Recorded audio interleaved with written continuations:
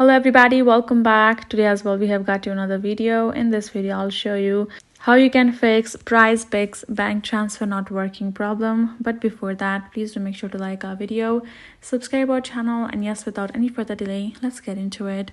So for that, it's a very easy method how you can solve it. First thing first, you can see how to deposit funds into my Prizepicks account. These are the category: Visa credit debit card, Discover credit debit card, MasterCard for eligible states. It does not available on South Carolina or Canada. Apart from there, MasterCard works. Instant bank transfer, PayPal, Venmo, and Apple Pay.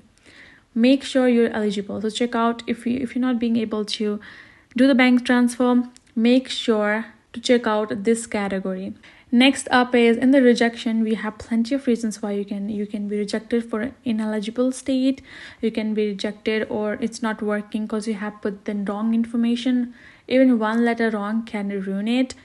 The deposit method is not accepted, right? And then if you have met your limit of transactions and your deposit method does not match the name on your account and the payment method is already associated with another account, or you are trying to deposit too much or too little than the limit of the amount.